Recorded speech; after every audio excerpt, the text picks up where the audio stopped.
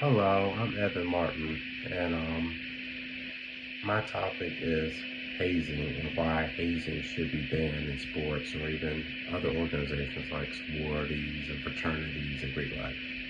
So, hazing in sports has been around for a long time, since the 19th century. This activity occurs, of course, in clubs, organizations, sports teams, and Greek life when someone is new to the team and they are being harassed. As a result, it can really hurt somebody's physical and mental well beings. So, the tragedy of hazing started, of course, in the 19th century at the University of Texas, one of the first sports incidents that occurred. And the football player was electric shocked when he crawled under a mattress during a routine in 1928. Also, since then, it's continued on to generations. Like, for example, at Thomas River High School, with 7 varsity players that they've been assaulted by older players back on the team, and the coaches were acquitted for this. The reason why it lasts generation to generation is because when something is routine, then it's always passed on to the next group and the next group, and it never stops. There's never a stopping point. So that's the reason why it lasts from of course the early 19th century, like 1928, all the way to 1980, and then even you have even the modern time when a football player named Jonathan Martin was bullied by Richie Incognito because of hazing, according to ESPN, and that's because he said racial slurs and mean things about his family. Richie, Jonathan Martin did say that haircuts and stuff is one thing, but when you get to the point of racial slurs and families, then that's a whole nother level, and that's really modernized to where it is today when it comes to hazing. And also, too, racism has been passed on to generation to generation. It has become part of hazing.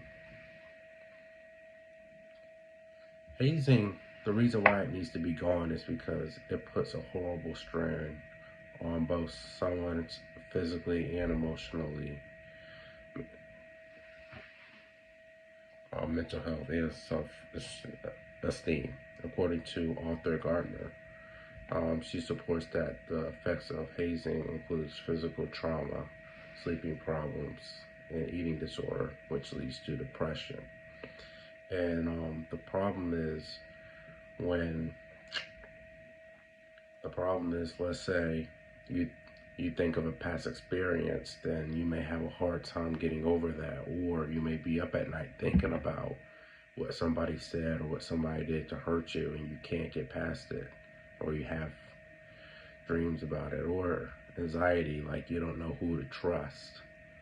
So it really diminishes your quality of life. It even has led to suicidal incidents or even death because a person may not be willing to participate in an activity if they are not treated the right way.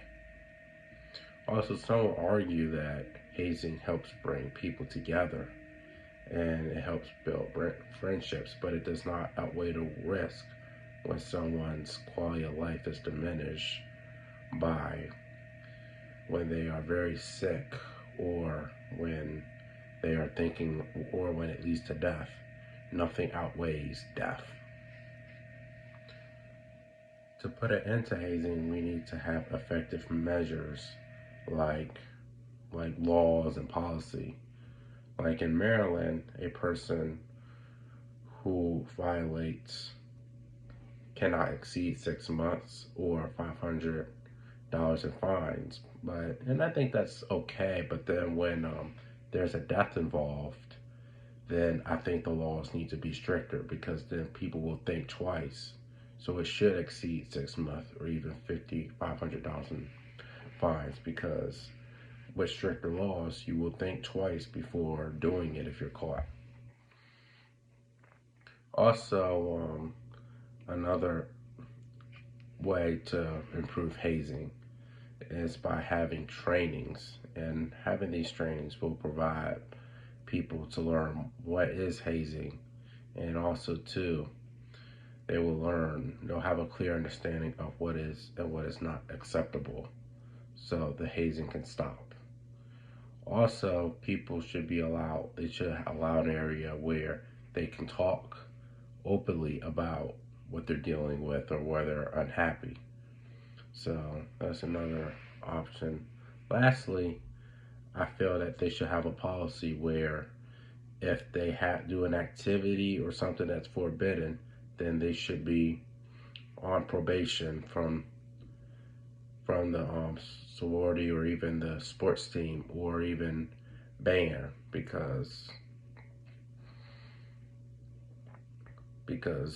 basically it will send a message to everyone, so then they will think twice before they haze or they hurt someone. To conclude this, hazing's been in our sports clubs and organizations, of course, for over 100 years. And this was shown when the football player died in 1928 at the University of Texas. It also has proven to hurt somebody's mental health, like when Jonathan Martin decided to quit the team because it was not positive and effective for his mental and physical health.